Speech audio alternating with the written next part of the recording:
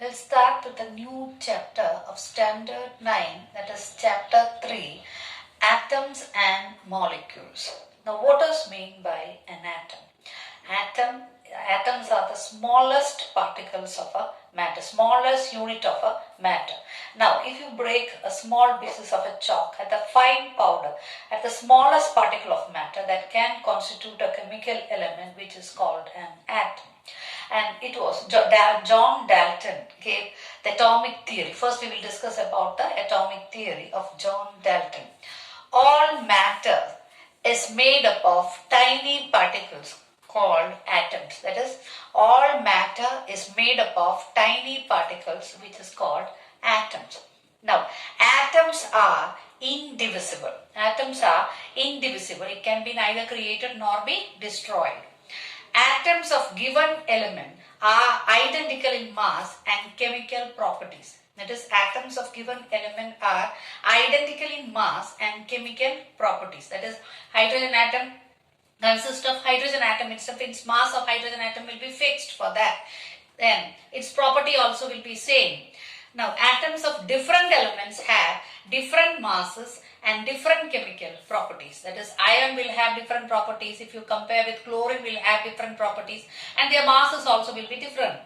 And atoms can combine to form compound. Carbon can combine with oxygen to form carbon dioxide. So sulfur can combine with oxygen to form sulfur dioxide. So atoms can combine to form a compound.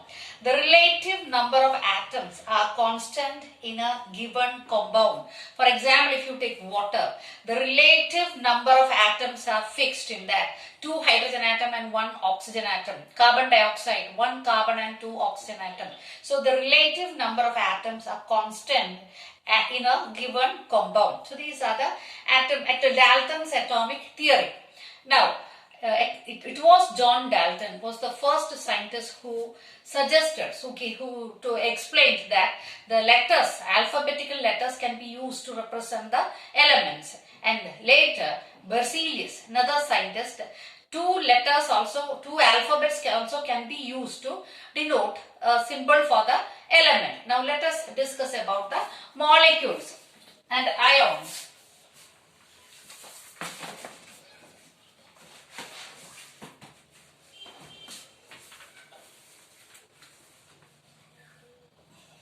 Now, what does mean by a molecule?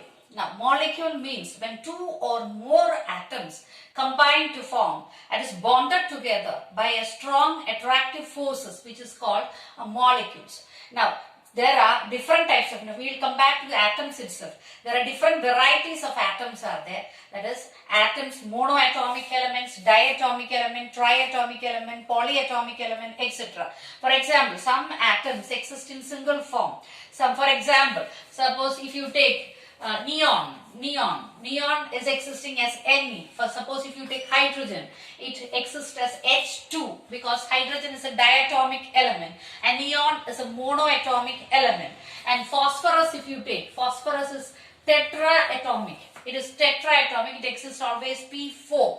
And sulfur is called polyatomic. 8 atoms are present in sulfur, so it is called the polyatomic element. So there are atomicity of the elements. That is, some elements exist in single, some will be diatomic, monoatomic, then tetraatomic or polyatomic elements are also there.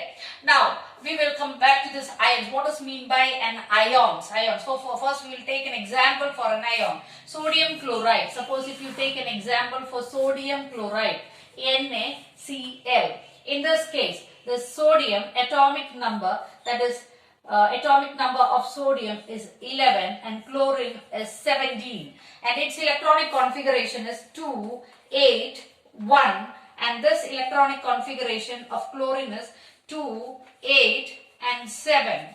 Now in this case, you can see 1 electron excess for sodium and 1 electron deficient for chlorine. And by leaving, that is by losing 1 electron from sodium, then if chlorine accept 1 electron, that is chlorine accept 1 electron, the sodium will get 2,8 electronic configuration, which is a stable configuration, and here the chlorine will get 2, 8 and 8 configuration, which is a stable octet configuration. So it's a set of 8 electrons which is called the octet configuration, which is stable. So either losing or gaining by electrons, the element can exist in a stable form, stable configuration.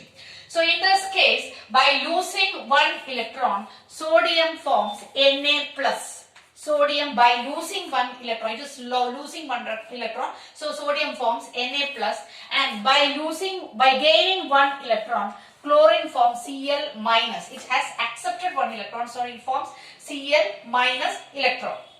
Now, these charged particles, that is called ions.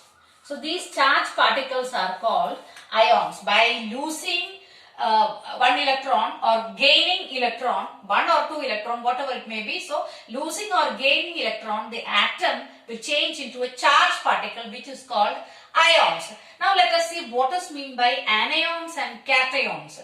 Now suppose if you take an electrolysis process. Suppose if you are taking an electrolysis process, two electrodes will be there. That is, one is anode and one will be a cathode. That is positive electrode. The electrode which is connected to the positive pole of the battery, which is called the anode.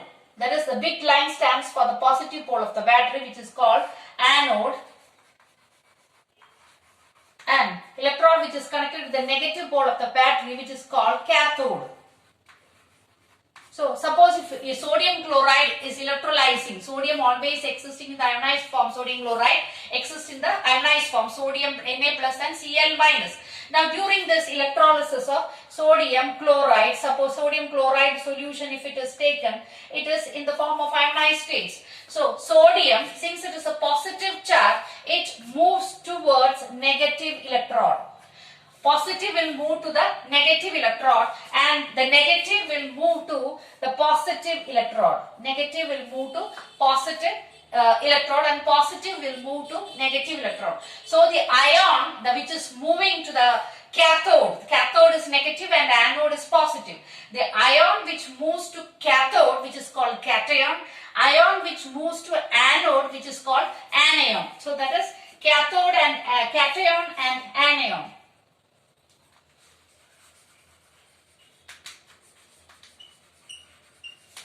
So ion which moves to cathode, which is called cation, ion which moves to anode, which is called anion. So anode is positive but anion is negative.